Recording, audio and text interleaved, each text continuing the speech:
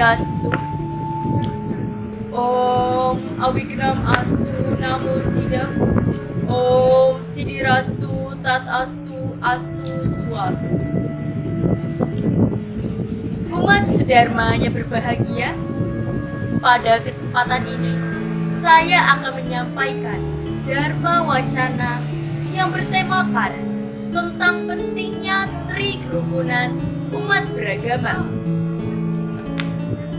Mengapa kerukunan dalam umat beragama dalam kehidupan bermasyarakat itu penting? Hidup rukun artinya hidup dalam suasana yang baik, damai, saling menyayangi, dan tidak berkelahi satu sama lain.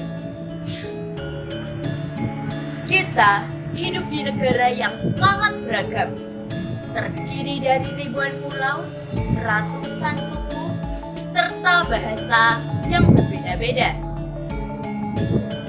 Di samping keragaman suku dan adat budayanya, warga Indonesia juga memeluk agama yang sangat beragam. Yang tentu saja dibutuhkan sikap toleransi, saling menghargai, dan menghormati satu sama lain. Dengan kondisi tersebut, maka kerukunan merupakan kata kunci yang sangat penting agar Indonesia tetap damai dan sejahtera. Sampai saat ini, pemerintah mengakui secara resmi keberadaan 6 agama, yaitu Islam, Kristen, Katolik, Hindu, Buddha, dan Konghucu, serta aliran kepercayaan yang dianut oleh masing-masing masyarakat Indonesia. Kebebasan memeluk agama di Indonesia tertuang dalam Undang-Undang Dasar 1945 Pasal 29 Ayat 2 yang berbunyi,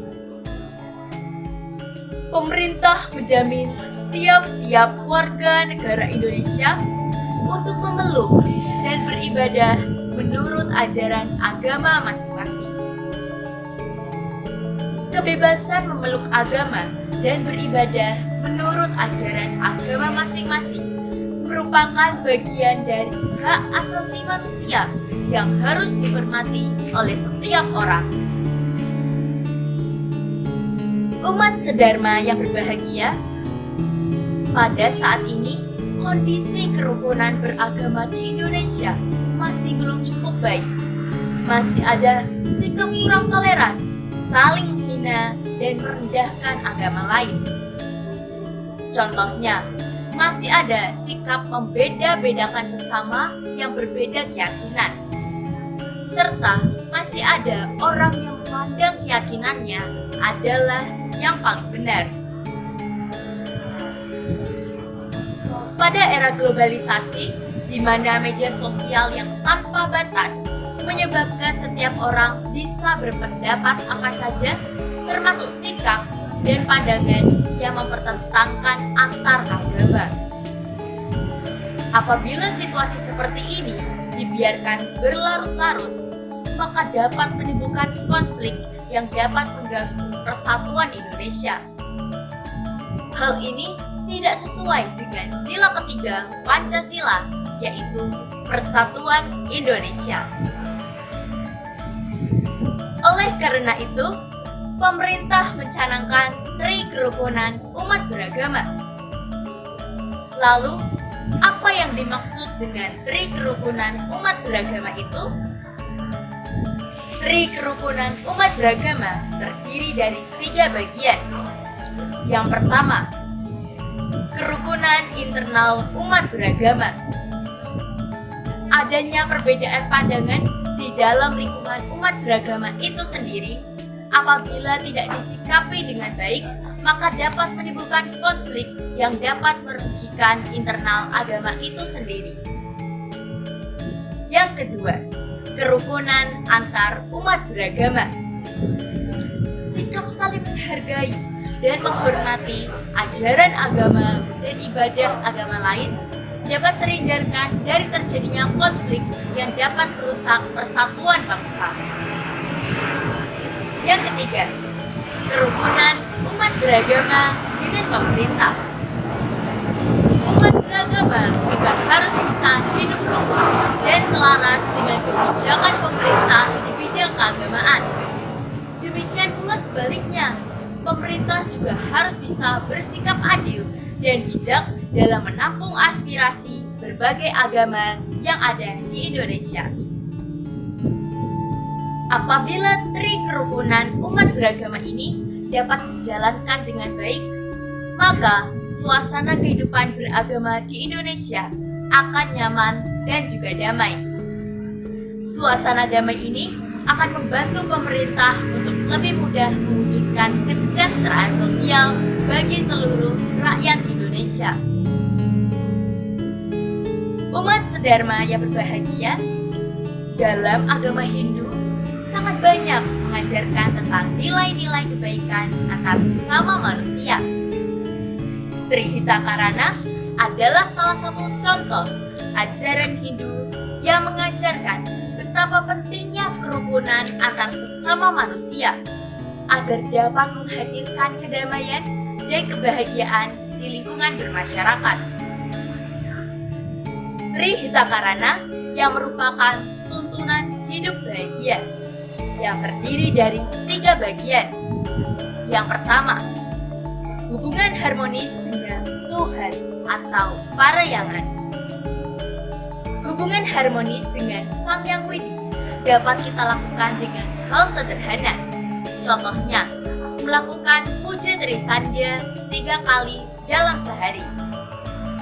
Berdoa sebelum memulai suatu kegiatan agar kita diberikan kelancaran dan ikut serta dalam menjaga kebersihan pura.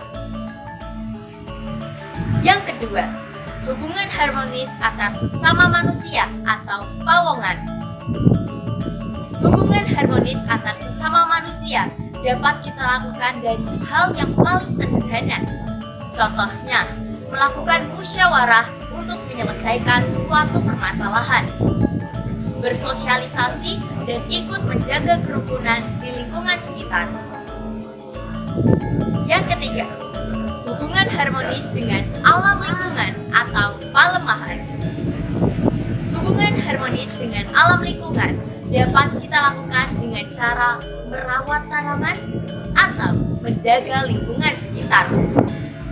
Karena apabila kita berbuat baik kepada alam, maka hal baik akan kembali kepada diri kita. Dalam kitab Atharwa Weda, Mandala 3, Sukta 30, Mantra 4 disebutkan,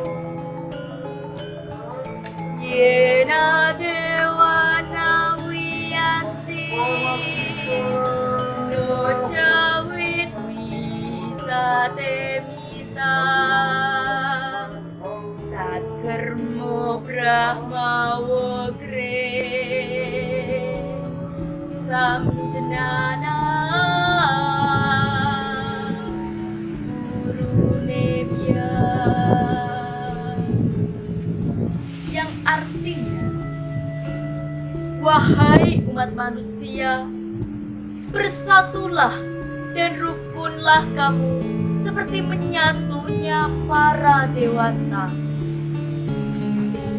Aku telah menganugerahkan hal yang sama kepadamu. Oleh karena itu, ciptakanlah persatuan di antara kamu. Dengan adanya keyakinan bahwa semua manusia adalah bersaudara, maka sudah seharusnya kita bisa hidup rukun, berdampingan, saling asih, asuh, sehingga kita dapat hidup harmonis dalam kedamaian dan kebahagiaan. Umat sedharma yang berbahagia, sebagai penutup, saya akan menyampaikan beberapa harapan agar kita bisa hidup rukun dalam masyarakat yang majemuk. Yang pertama, percayalah bahwa semua agama mengajarkan tentang nilai-nilai kebaikan dan keberadaan agama adalah untuk membahagiakan umatnya masing-masing.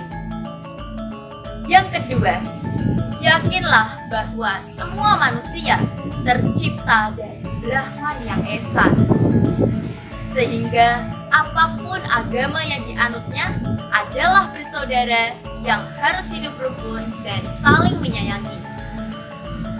Yang ketiga, jangan mudah terpengaruh hasutan orang lain, terutama di media sosial yang dapat membuat kita terpancing emosi dalam pertengkaran atas nama agama.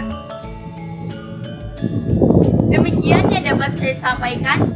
Semoga masyarakat Indonesia pada umumnya serta umat Hindu pada khususnya dapat hidup dalam kedamaian dan kebahagiaan. Terima kasih.